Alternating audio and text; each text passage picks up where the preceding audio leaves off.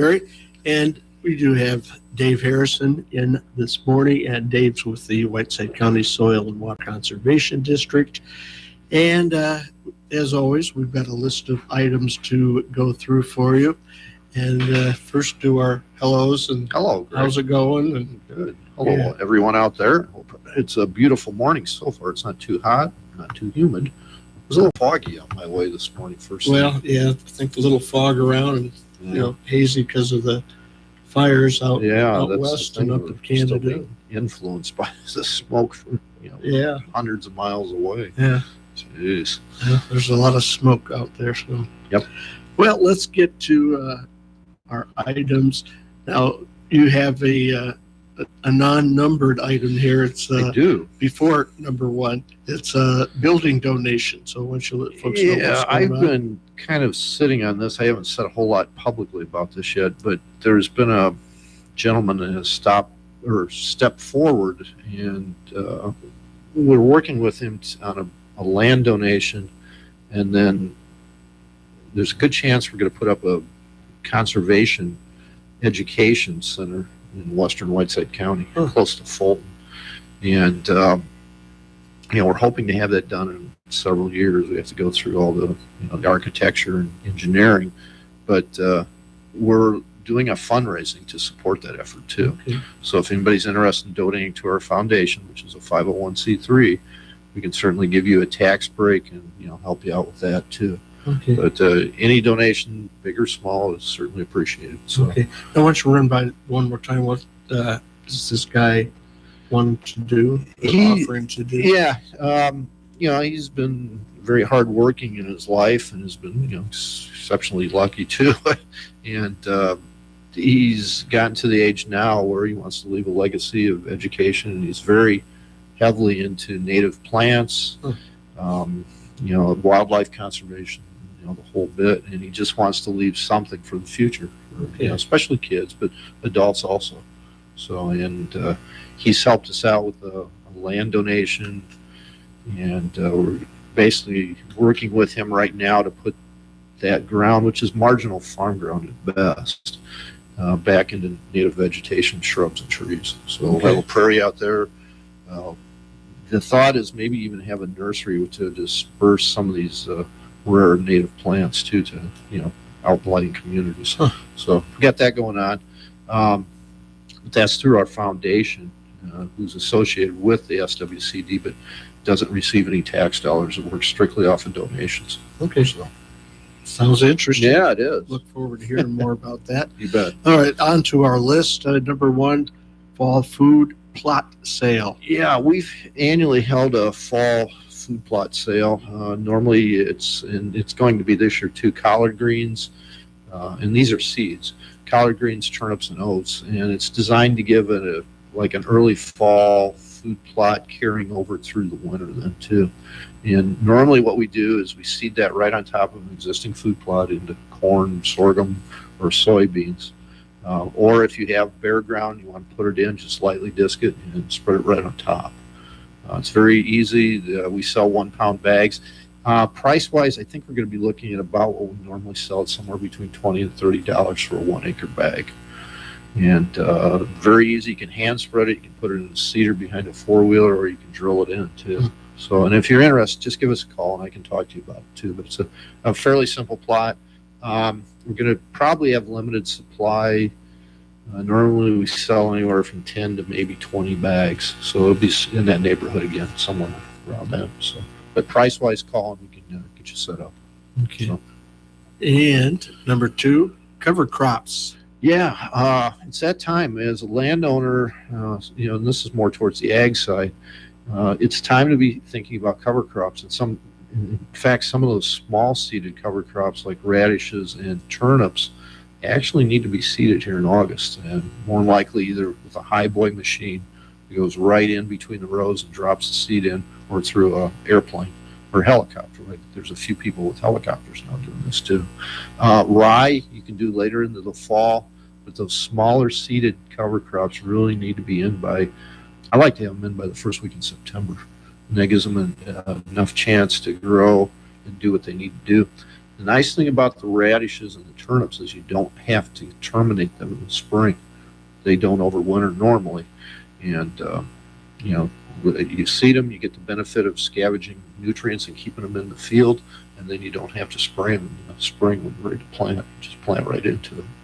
So, but cover crops are pretty important, and this kind of relates back to our water testing we're doing too, is we're finding every site we've tested so far is sky high for nitrates. And that eventually ends up in the Mississippi, and ends up down in the Gulf where there's a hypoxia issue. So cover crops and no-till seem to be something that people can do on a practical basis right in their fields and not spend a whole lot of money. There's other things you can look at too that are structural on the edge of the fields, but those are thousands and thousands of dollars. And sometimes they disrupt tile lines. And I'm not saying they're bad practices, but I think cover crops and no-till are just a lot more practical for the average producer out there. So once again, give us a call. We can help you set up a program to get going. And we do have cost share to help you out too on a 40-acre basis. And that's on the Illinois side. Okay. So. And what? Give out your phone number. Sure. 815-772-2124, extension 3. And if I'm not available, leave a message, or someone else can talk to you too about cover crops that works. Okay. So. Again, Dave Harrison with Whiteside County Soil and Water Conservation District in with us this morning. Kind of off topic here. Sure. Sorry. Talk about the crops. Yep. You know, we've had drought conditions pretty much, and then too much rain. Too much rain. And wow. Yeah, we haven't really found a center point this year. Unfortunately, I think that's, and I've said this a number of years ago too, I think that's the type of weather we're going to be dealing with. Is there's not going to be an average year anymore. There's going to be a lot of highs and a lot of lows, and there's not going to be that steadying influence of an average. So be prepared. You know, as a producer, maybe look at crops that can handle those extremes. But as far as this year, it's just my non-scientific opinion that I think we have lost some yield. You know, there were crops in Whiteside County that didn't get rain for 3 weeks, maybe a month even. And now things have moderated some, but still there was a period there when those crops were under a lot of stress. The beans were cupped, which tells you they're thirsty, and the corn was starting to roll, or pineapple. And that's taking yield. Over an extended period of 2 to 3 weeks, you're losing yield. Now I think everything's going pretty well. We could use another shower this weekend, which it sounds like we're going to get. And pollination is starting, and it's really, really important. You have some moderate weather during pollination. If you get hot, dry weather during pollination, it's really tough to get a full ear. Beans, you know, they're a little bit different. They can stand a little bit more drought, but even they need water, and you know, they have to pollinate too. So right now, I think we've lost some of the yield off the top, but hopefully we'll get some moderate, cooler weather here with some rain, and things will keep going. So. Okay. Now we got about 5 minutes. Yep. Maybe pick a couple here. Yeah, let me get on my soapbox a little bit here for number 3.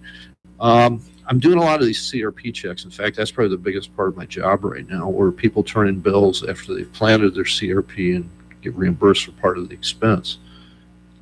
A chunk of that process, though, is actually someone coming out from our office, taking a look and say, yeah, it's been planted. You need to do, you know, these things to keep it going. The one thing I'm noticing is a lot of people haven't mowed yet. And I don't know if it was because of dry weather, whatever reason, but you need to mow those new seedings. And you don't have to worry about the primary nesting season in that establishment year, but they have to be mowed. Some of these native grass and flower seedings are, you know, $100 to $150 an acre. And if you're not going to mow them, you might as well figure on having to spend that again next year to reseed it, because they'll fail. It's absolutely critical that those CRP seedings that were done either this past winter or this spring get mowed. And I'm sure our friends in the Iowa side would tell you the same thing too. If you put in a seeding for CRP, mow it. It's essential the first year. 99% of the failures I see in the seedings come because they're not maintained that first year. So if you have any questions, give me a call. But you're not going to do anything wrong by mowing several times the first year, and that's the best thing you can do to get the seedings off to a good start. So that's my soapbox for Okay. today.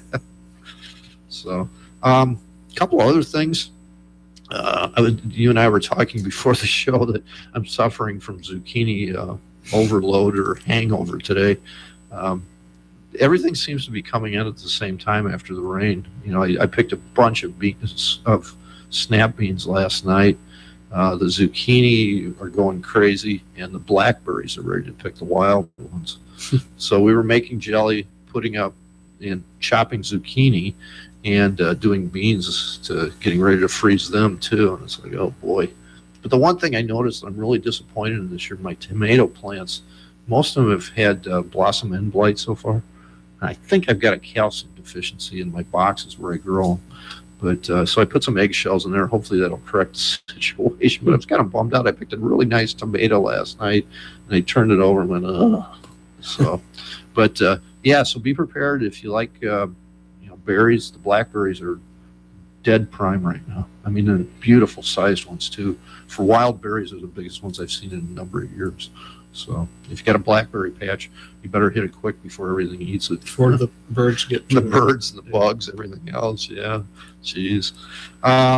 Couple other things. Got a few minutes here. I've always promoted native plants and landscaping. And that's one thing somebody that lives in the city can do to really help wildlife and pollinators. There's a lot of really nice shrubs and small trees you can put into your lots. There's tons of wildflowers that you can plant that are really kind of drought resistant, versus some of the cultivars that are normally put into landscapes. They'll survive those droughts fairly well. And they're not that much more expensive than normal landscaping plants. And I know a lot of the landscaping companies around here are starting to use native plants. A lot of the garden centers have coneflowers, liatris or blazing star, which are really pretty. And when those other things are going dormant, when it gets really hot and dry, these plants are flourishing. So I always recommend people at least mix in some natives into your landscapes. It's a good thing to do, and it'll help the environment too. Okay. Sounds good. Where are we at here? Well, let's wrap her up, Okay. I guess. Let's get Dave Harrison with the Whiteside County Soil and Water Conservation District. A lot of interesting information again today. Again, give them your phone Sure. number and where you're at too, since you've moved. Yeah, we're last right. year. Yeah, we're right on 78 at the extreme south end of Morrison. There's a gas station on 78. We're right to the south of it. If you know where the sewage treatment plant is, we're right down the hill from it. Okay. Which I don't know if that says something about the office or not. Yeah, but you can get a hold of us, 815-772-2124, extension 3. All right. Thanks, Dave. We'll see you in about a month. Thank you, Greg. Mhm. Coming up on the next John Tesh Radio Show, we've got all your favorite music plus intelligence for your life. It's the information you crave to keep your brain operating at maximum power. Tips, statistics, and fun facts that'll give you a good dose of mental exercise. It's all on the John Tesh Radio Show. Weekdays 10 a.m. to 3 p.m. on KROS AM 1340 and 105.9 FM in Clinton, Iowa. Brought to you in part by Bitler Marine, Community State Bank, and Hooks Pub. John Tesh